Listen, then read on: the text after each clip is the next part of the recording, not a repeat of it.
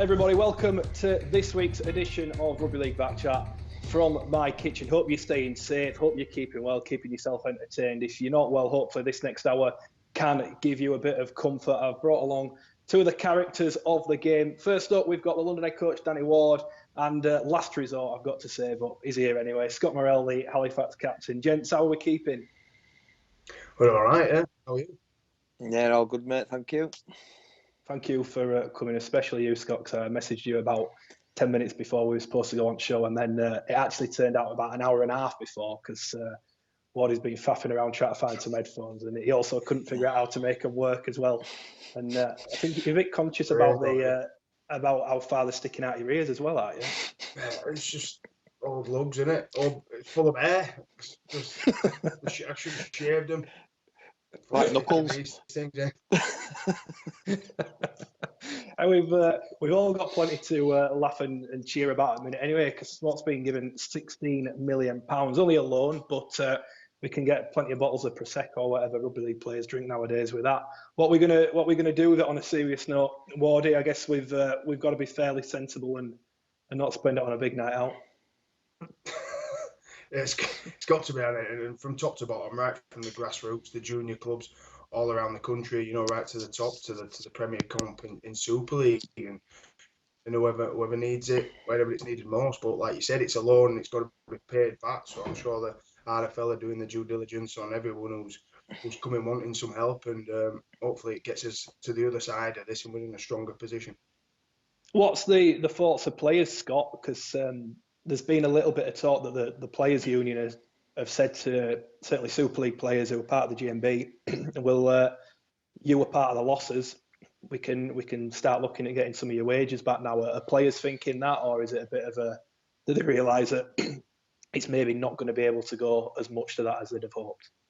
I think you've got to think about the game rather than yourself, and take your players off a little bit. I know when you sign them contracts at the start of your deal that you're entitled to that money, but I think a little bit of a common sense has got to be prevailed there, and if there's no clubs, there's no wages. So I think we need to get the clubs sorted first, and players might have to look at the wages. There might be a way to get it back in the future, but I just think need to think about the game first. Yeah, agreed. It's one of those, isn't it, Wardy? I know that everyone's suffering, and it's not just in rugby league, you know, and it's not just players, it's coaches, it's backroom staff, it's office staff. Everyone's taking these cuts, but as Scott said, we've got to find that balance of making sure that these people are treated properly, but also the clubs don't fold by trying to do that. I think so, yeah. And speaking to players already, I think they're well aware that the clubs have got to be there. The game's got to be in a strong position, otherwise we're all going to suffer far worse than this. So if it means taking a little bit of a hit now and a bit of a pay cut, I think boys have been happy to do that so far. How long that lasts, you don't know whether people can continue, but the boys have got to look at that bigger picture, as everyone does. It's not just the players, it's staff as well. We've got to look at the bigger picture, and the game's got to be in a strong position coming out of this. Yeah, agreed. But in the meantime, we can all look forward to a bit of comfort, and I suppose does it give Scott everyone a little bit of ease knowing that this money's in there, that and it is a fairly significant amount of money. It should help if clubs were looking at collapsing and being on the brink. It should give them a little bit of leeway now for a couple of months at least, shouldn't it? Yeah, I think it does. I think it's in certain times for everybody, isn't it? Everybody doesn't know what's going on with the government and stuff like that with COVID-19, but for our game as a whole, that money gives us a little bit of a release valve, really, and so we can relax a little bit. And I'm sure the people at the top of the game will spend it where it needs to be spent. Indeed. Anyway, let's get off that. I want to ask you about something else, because last couple of weeks we've heard a lot of Super League related people talk about promotion, relegation. Should be this, should be that. There should be no relegation, probably no promotion. Well, we've got two fellas who are prominent in the championship here. What do you two think? What should we be doing, particularly with promotion and relegation? Does it need to stay? Do we just need to accept it's not going to happen? I'll start with you, Wardy. What do you think? I think the right call would be not to relegate. I think definitely, and if we were in that situation, last year and this happened, I think we're definitely pushing for that, really, because it's going to massively affect your season and how you come out of it. So I think the right call will be to stop relegation this year. To take away promotion, will be pretty disastrous for a number of clubs. I think in the Championship, to not have that to strive for this year, if they get the Championship up and running, or it's a bit of a dead rubber and they stop that, that'll hurt a lot of teams who've invested. The likes of Leeds, Toulouse, themselves, who are full time, who've put money into the squad in the hope of returning straight to Super League.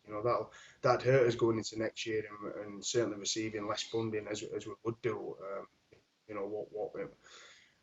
What that'd happen to our squad then and the club. Who knows? It's a bit of an unknown for us all at the minute. But to not have promotion, would be pretty disappointing. Scott, what do you think? Yeah, it's like to back Ward up there. There's Championships growing year on year, and with the teams that are full time, they're chucking that money in for the hopes of getting to Super League. So I don't think you can take away promotion, but on the other hand, for Super League teams what have invested that money and had the fair chance to get the season underway and get a real roll on, I don't think it's fair to relegate. You look at the part-time teams as well. It's so, like Scotty said, it's so competitive. Featherstone got to the £1 million game last year, and were just right in that game to the death. They could have been in Super League this year. So it's not just the full-time clubs; it's the part-time teams who are making it such a competitive league, and it's got so much better over the last few years. Anyone can get promoted in that league now. Really, it's quality comp. As a part-time team, from our mentality, we look to get you raise your game when you're playing against them better players and then full-time players. So to get a win over them full-time teams is a real buzz for us part-time teams. So it's quality competition is Championship. Tell you what, there's some characters in it as well. I mean, we've got one in you, Scott. You're known for spraying a little bit and giving it out. Who else likes dishing the verbals out on the pitch in the Championship? I just respond to people when people get into me. Fellow I don't believe that coach, for 1 minute. Opposite coaches as well, saying I'm overweight and stuff like that, like Danny Ward and no, it's just there's some characters in league. Who did we play recently? George Flanagan from Bradford. He's a character. Needs to put a muzzle on light, but he's a character at game. Liam Mudd, he's another character. But it's just you got to enjoy what you're doing, and you've got to enjoy playing. We all play this game because we love to play, and if you're not enjoying it on field as well, that's the main part of it. So there's serious parts to it, but you've always got to enjoy what you're doing. There's a lot of characters in the game. That's the selling point, isn't it, blokes? At the top end, Super League is not just Championship. There's characters throughout the game, and should embracing characters like that because they sell it. As long as it's done in the right manner, it's all good. Who sticks out to you as the characters of the comp, Wardy? Well, he's just an idiot, isn't he? This guy is next level. There's so many that just play, but it's just good to see lads play with a smile on the face. He played with Scotty myself, and he raises your game when you're with him because he's enjoying it, and that's what it's about. That's why we do it. That's why we start doing it as a kid. So if it gets you through the tough times. Well, I wanted to ask you both about this because the game can be very serious and a bit doom and gloom. But you two, I always remember in the Super 8s a year you went up when you were playing Widnes and it were right tight and everyone were on tenterhooks and you and Jamie Langley just looked like you were two blokes on your fifth pint halfway through the second half. 6 pint, I think it was by then.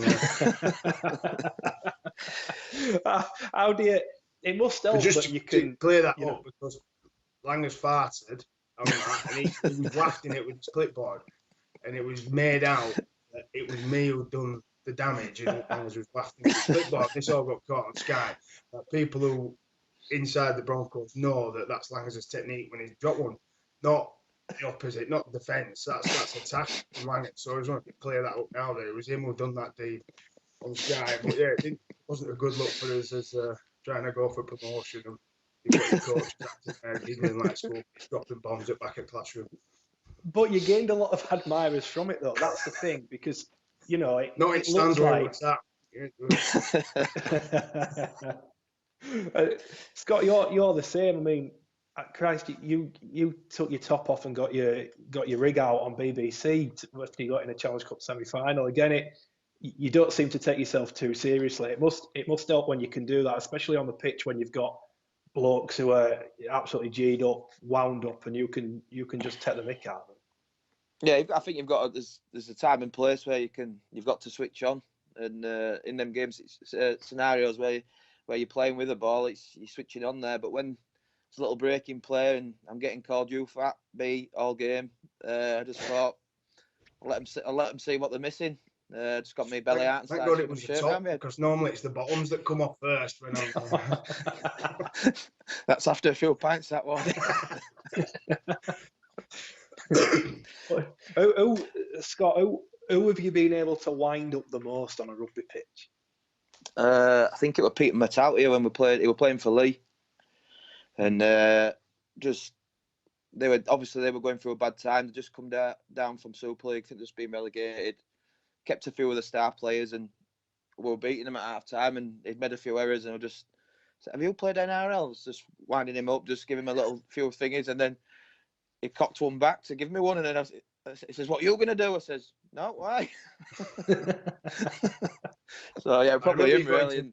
Jamie Soward, didn't you go into Jamie Soward badly when he came over from London, and he didn't know what hit him. He just come from like the NRL and come over here playing at Halifax on a cold night, and he'd come off the field at the end and like, who's that idiot in nicer terms? Who's that idiot number 6 over there? Yeah, you just met Scott Murrell, and then you just wouldn't stop all game, calling me fat, calling me beast, and just rattled him. Has anyone ever got under your two skin? Is there anyone who you can recall that's really, really got to you during a game? From my point of view, not really. Biggest thing I hate, if I make an error and then someone taps me on the head, says I can't stand that. But that's how they can get. If they're saying stuff to me, they can't get under my skin, so I'll give them it back. But it's just I don't like the tapping on the head. If anyone wants to get under my skin for the rest of the season, just tap me on the head. Just make a note of that. Hang on. Tapping on head.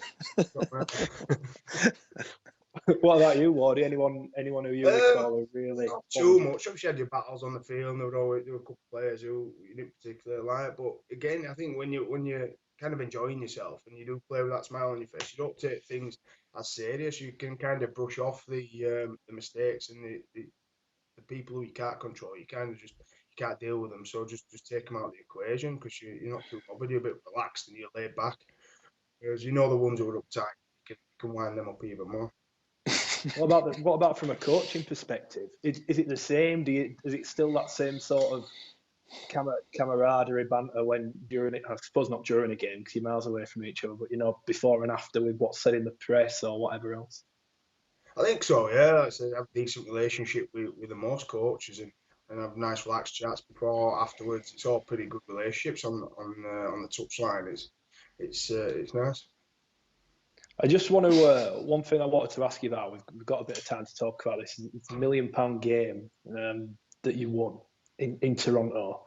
I remember that year you'd been to London earlier in the year, and I'd spoke to one of you. I can't remember who it was. I spoke to one of the players after. They said you were really. It was the first time they'd seen you really annoyed after a game because you hadn't performed well or something.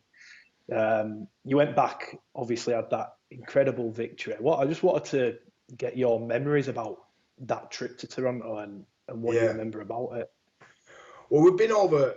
It was the third time we've been over, because we've been over in the league, we've been over in the middle eights, and we went again for the £1 million game. So we completed it. We'd done all touristy bits in first two when we got towelled up twice over there because we were spending all day at Niagara Falls and going on all bars and all that. We'd done all tourist bits.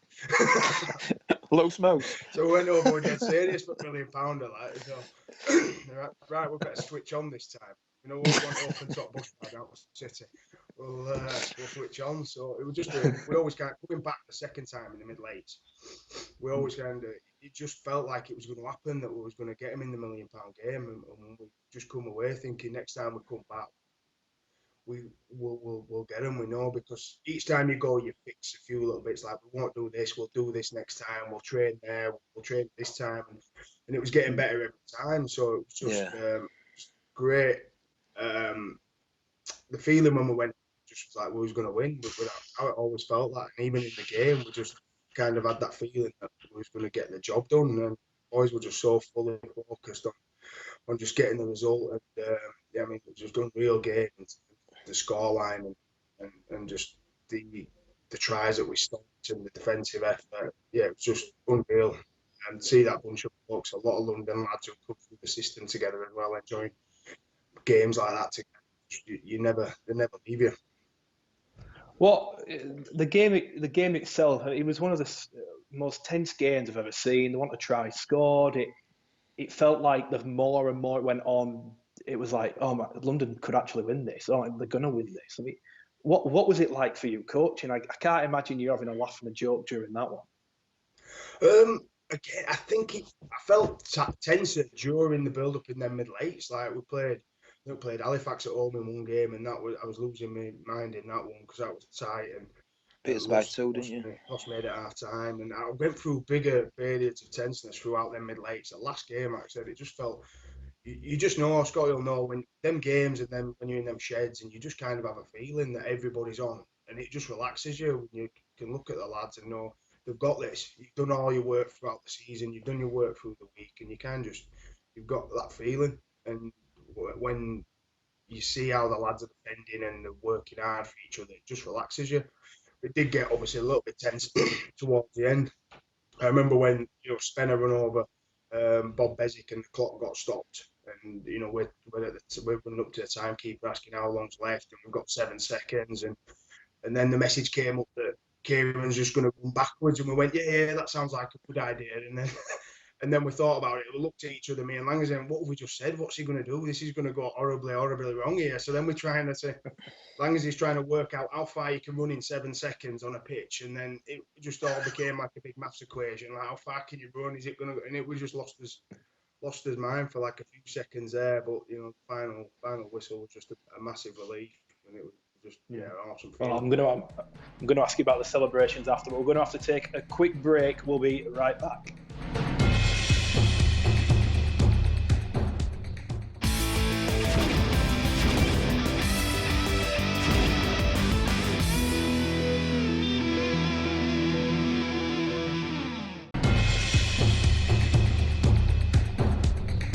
Welcome back to this week's edition of Rugby League Back Chat. Before the break, we were talking about that £1 million game. I want to ask Wardy about the £1 million celebrations. Now, anyone who's been to Toronto know that it's a fair place to go and enjoy yourself after a game in the beer tents and in the city. I don't know how much you'll even remember, to be honest, Wardy. What can you recall of the aftermath of that game and the celebrations?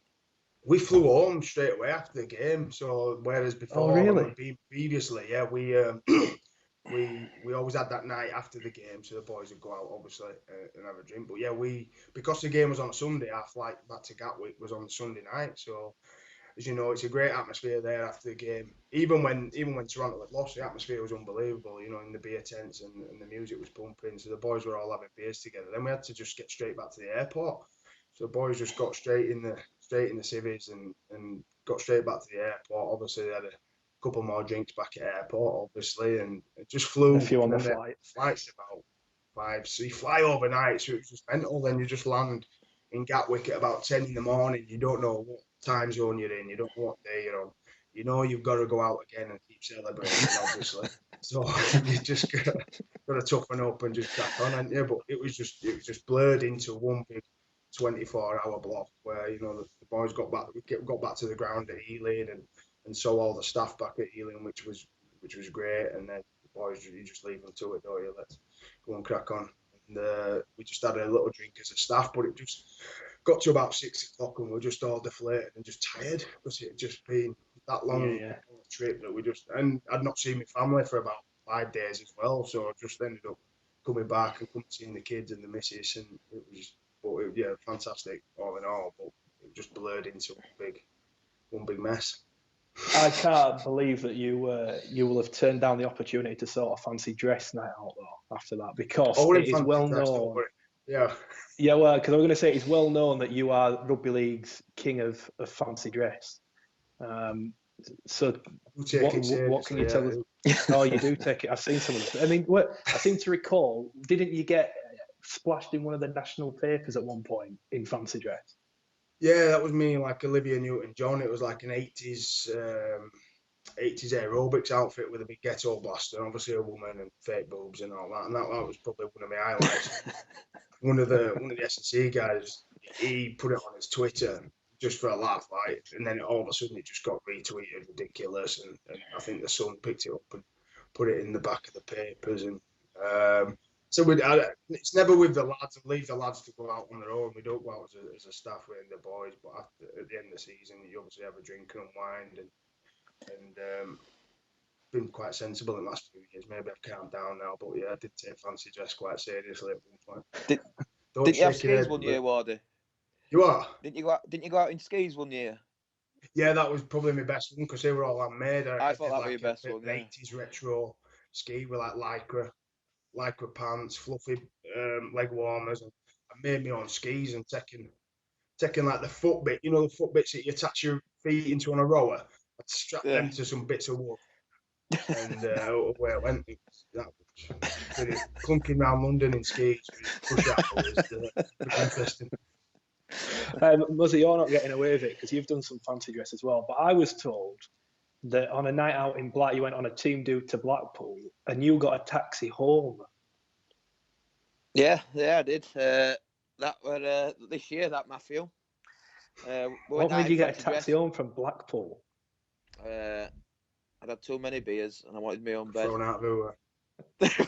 Thrown out everywhere, yeah. We had fancy dress this year. We had to dress as someone else in the team. And I went as Bobby Fairbank's dog. Obviously, no, but Bobby Fairbank's got 25 dogs and one of his hunting dogs got beaten up by a rabbit. So I went dressed as that, and Ben Kay went dressed as Bobby. So we went as them, and Ben Kay had on the lead going around Blackpool. And it got to end at night, and then it cost me 120 quid in a taxi to get home. Oh my God. Cannot believe you did that. 120 quid. But let's get back to some rugby talk, because you had some memorable games, Muzzer. I remember when you were at OKR that year, you went promoted. I mean, you must have some great memories of that game. Yeah, that's probably the best game I've been involved in. Obviously, it's a bit like what the full-time teams are doing now in the Championship. OKR went full-time that year. They put a lot of money in it. They had if you can remember, at OKR, they used to have a dog track round the field, so the pitch was smaller. But Neil had invested some money into laying a new pitch, and because Justin Morgan come in and wanted to play a bit more chucking ball about rugby style, and it paid off that year and got to the grand final and lining up against people like Barry McDermott, Terry O'Connor, who I'd grown up watching, being a Leeds fan when I was a kid, and getting to play against them in the final to get promoted to the Super League were outstanding. The preparation that you all had back then were very different. I seem to recall recalling your memories on this game. You were all in the bookies the day before the game or something like that. Yeah, so what it was is we were playing in Warrington, and Justin didn't want to travel down. Obviously, a 2-hour journey from Hull down to Warrington the day of the game. So he give us a choice, and if we wanted to go up a couple of days early, so we went up. I think the game were on the Sunday. We went up on the Thursday, so we had a couple of days down there. And obviously, when you've done your training, you've got a lot of time to yourself. So I was only a young kid, so I was just going along with all the senior players. And if anybody knows Michael Smith, he loves a little punt, and I think he nearly took them that it was like a little private home bookies. It wasn't like a William Hill or a Betfred or all like that. It was like a little private bookies, and I think he nearly took all the money off them that week. It was so you went on the day, and I remember it being in Warrington. Now, what the game itself? How confident were you? Because as you said, you were coming up against some legends of the game, really. Yeah, we're confident. We built it up all season. Really, we'd lost to Lee Centurions in the National Rail final, and then we lost 2 games in the league. But Justin had rested the majority of the first team for them 2 games and put the academy team out. So really, we'd gone all year without losing a game with his first team out, and we're really confident. And we're just a group of young lads really who not made it in Super League at that point, and just try to put a stamp stamp on the game, and we did that in that final. What do you make of what they're doing now at OKR, Scott? Because they've done something similar, and they're in Super League, obviously, but they've got a lot of unproven lads at that level in the squad. They've got rid of seemingly the older end of the squad, predominantly brought in young lads to replace them. What do you think about what they're trying to do there at the minute? Yeah, I think they're rebuilding at the moment. I think they've gone down a different route for what they've done for the last couple of years, where they've brought older players in, Australians, and haven't quite worked out, where they've been getting a few injuries and stuff like that. So I think with Tony, Danny Maguire and Neil, I think they've gone down a different route this year and signing some quality kids. Like Minchella ripped it up last year for Bradford, and then he's earned his chance to play in Super League again. So yeah, I think they're doing it the right way. They're building it up from the bottom, and hopefully it'll pay off in years to come. Why did you leave OKR? Because of a certain Australian coach. I want to talk about it, but still hurts. Right, I didn't know. No, let's talk about it, Scott. No, I've yeah, loads of time left. Obviously, people have different opinions, and they brought Craig Sandercock come in, and I played under him for a year, and then he didn't want to keep me, and didn't let me know till like September time. So obviously, teams are all built up then, and Carl Harrison lives on my street, and he just asked me if I'd come and play for Halifax, because he were coaching them at the time, and I had a few beers in his local club at Walton, and come to an agreement with a contract and got it sorted, and it's been awesome, really. It's obviously, we're gutted to leave Ulkia at the time, but Halifax they opened their arms to me, and I've loved being there, and I continue to love being there. I've tried to get Carl Harrison on the show, because if you try and get him to tell some stories in person, he will work a room and he will get everyone in the room to buy him a pint. Where if we're doing it virtually, I wouldn't have to do that. When you went to the pub and discussed it, I take it you were still buying the pints, despite the fact he would try to talk you around. He don't move. He just clicks his fingers, and there's another pint appears on his table. He's Lord Mayor of Driglet in his car.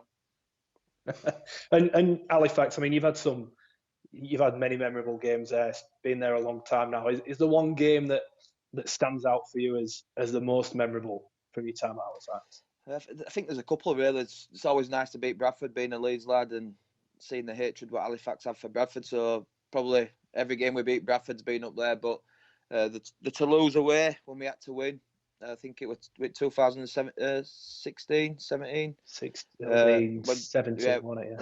Yeah. When Jono scored that try to get us into the top four, and I think then we had to go beat Ulkia in the last game to get into the top four, and we went and did that, and yeah, so they stand out for me. You Wardy, just to move it on, I think it was Muzzer that said, Minchella's come from the Championship, fantastic last year. He's probably been Ulkia's best player so far this year. With what's going on, budgets are probably going to be cut across Super League, you would imagine. Do you think that we might see more Super League clubs go down that Ulkia route and try and take on a lot of Championship players who have proven themselves at that level and take a punt on them effectively? I think, yeah, they might have to.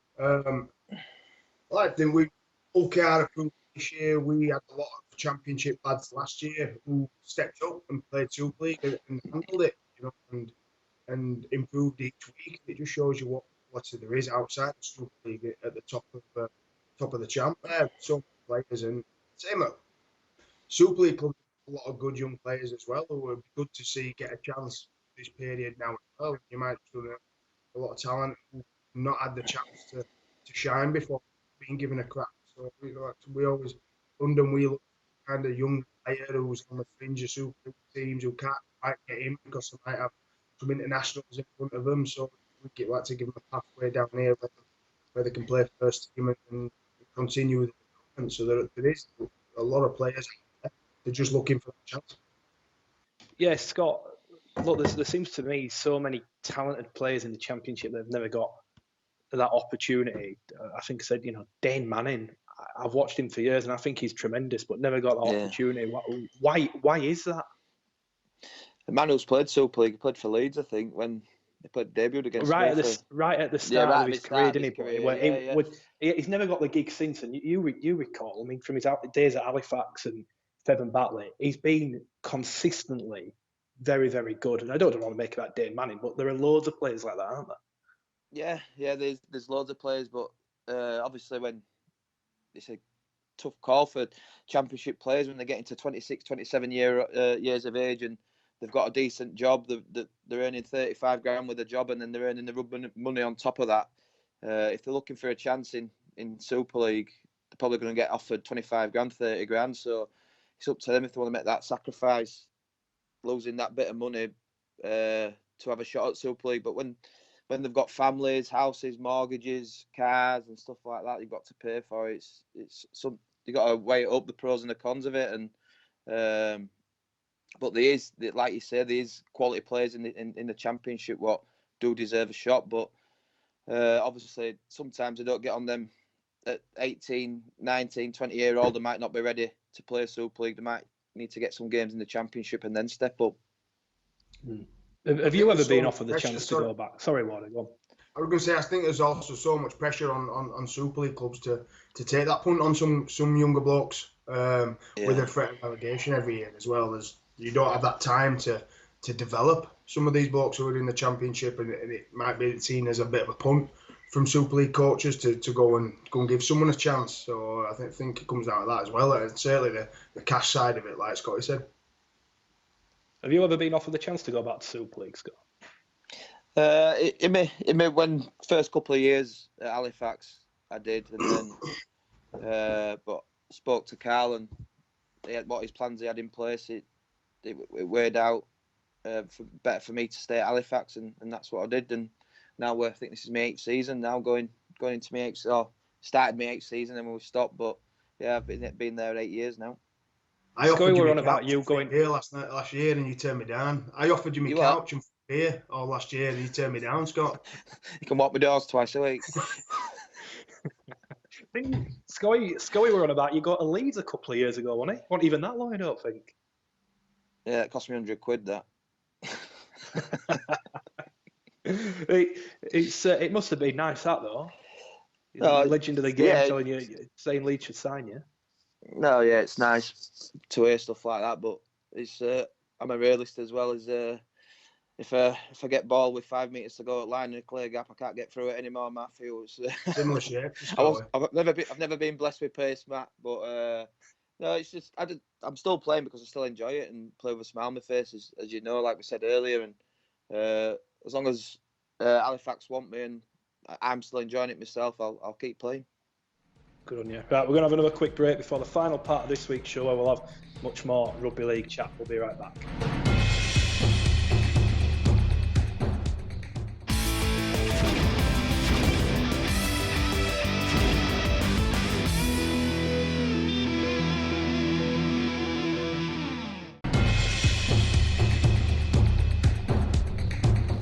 Welcome back to this week's Back Chat. Final part of the show. Still got plenty to talk about. Wardy, I wanted to ask you about your time at Leeds, because I mean that period was just an incredible time for the Rhinos, and I'm sure for you being involved. What do you remember most vividly about your time at Leeds? Mainly, we're just such a good environment. The players, the majority came through together as young kids, come through the academy. We were a few years apart, or played in the reserves there as well. So we had such a tight bond that we'd just been playing together for such a long time. So, come the first time, I think when we won the grand final in 2004, a lot of us have been playing together for like 6-8 years and had them bonds. It was just a good time. We just felt confident every time we went out on the field, and just great bonds that were built there for life. And I say we, under a couple of good coaches, Darryl Powell, Tony Smith, they were just fantastic for your game as well. So you were learning every day, but just did it in a great environment. You worked hard, but you had a good time at the same time. Everyone mentions the culture. Who were the real culture drivers at the club from a playing perspective? Can't look too much further than Kev, really. He was just a young kid when he got made captain, and again played together in the the academy. People like Kev, you know, Franny had been there a long time. Franny Cummins, he'd played since when he was 16, so knew the club inside out. So he was a great character to look up to. But yeah, certainly Kev as a captain was just a fantastic leader and a good bloke as well. So he just kind of drove that, and you kind of put enough work into that. You get your culture right and the right people on board, and the players just drove that then and worked hard for each other. I want to ask you about Kev, because a couple of weeks ago, it might have been a few months ago now, he was listed on an RFL poll as one of the greatest of all time in the RFL. They're doing like 125-year century celebration sort of thing. And loads of people went ballistic that he had been included on that list. A lot of people, you know, the jury seems to be out almost as to how good he was as a player. Some believe he was unbelievable. Some don't think he was as good as he's made out to be. What was it about him as a player that made him the player he was for you? Yeah, I mean, I'm no historian, so I can't go off what's happened over the course of 100 years of rugby league. But when you're judging greats, you know, it should be deemed over a long period. You know, you have players who turn up for a couple of years or have good periods. But, you know, I think certainly for Kev, he's done it for so long and been that consistent in his game. And for me, that's a lot what greatness is, how consistent he was. He wasn't just good game one week, all right the next, or just had bad games as well. You can't really remember the amount of poor games that he had. He was so consistent in what he did on and off the field as well. So I think that goes unnoticed by probably regular supporter of just his consistency, his leadership. And you know, it's not just all about them show-stopping moments that you see in judging greatness. For me, it was the consistency and the work that he put in every day. What was the best grand final win you were part of? I only won one, so that's pretty simple. Did you? Yeah. Oh, Phil. Let's talk about rubbing it in.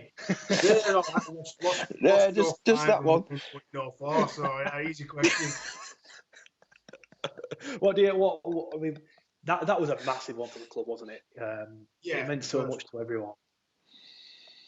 Yeah, again, it was just unbelievable because we've been getting better, and it was a young group who'd slowly, that's it, been developing under Darryl Powell for a few years, and then Tony came in and just instilled that belief in us that we could win something. And again, we played together a long time, and we're Leeds lads, we're Leeds supporters.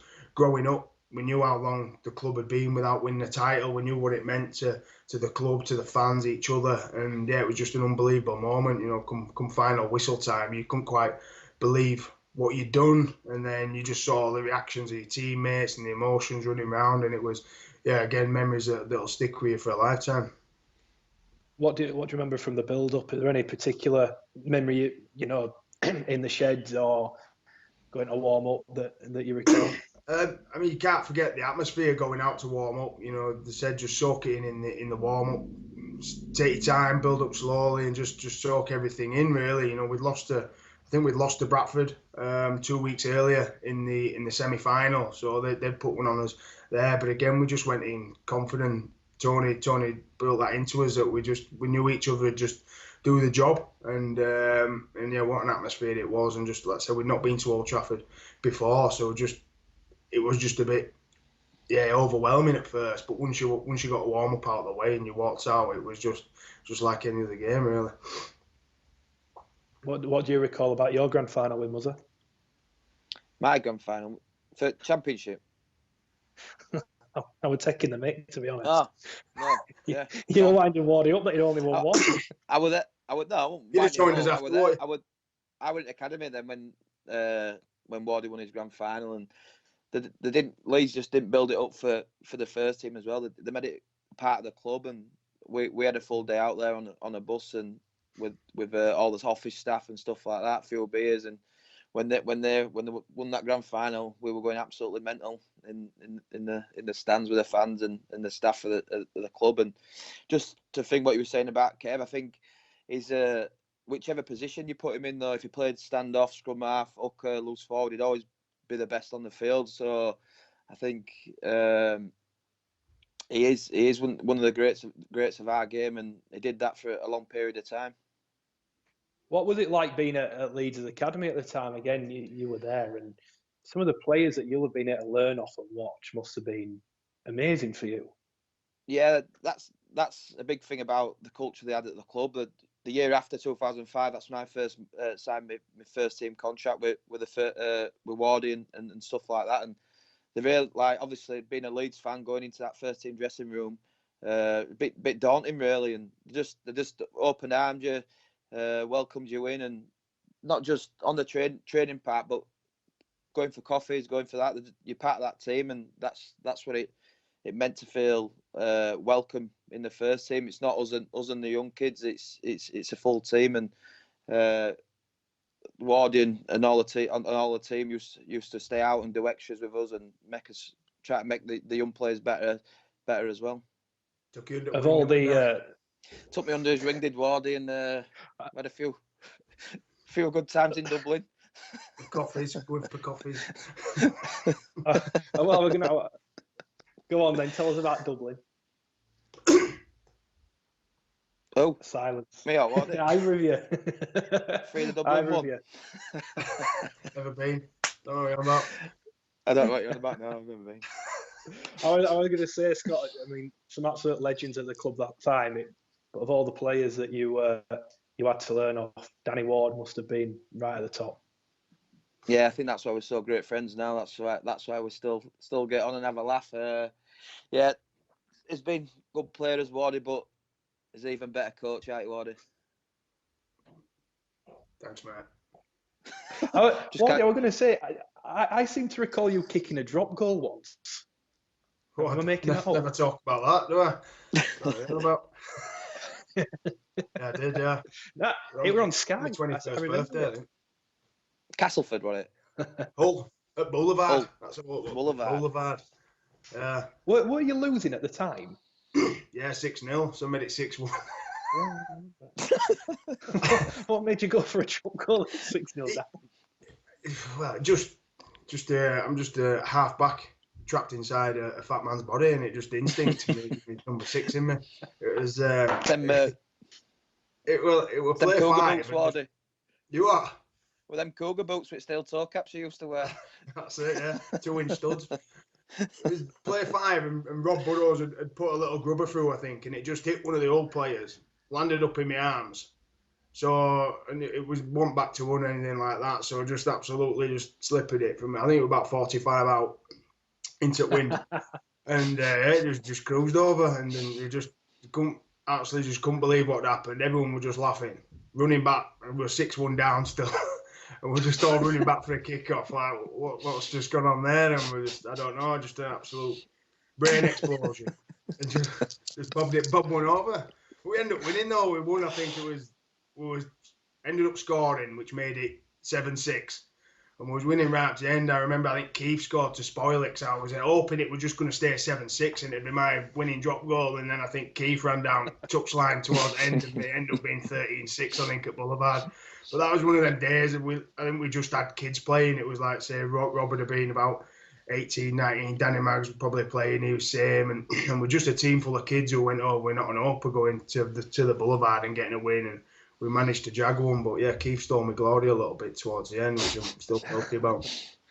I was going to say, to win with a bunch of kids at the Boulevard must have been near on impossible, because that's one of, I mean, I only went as a kid, but that was one of the scariest places I had ever been in my entire life.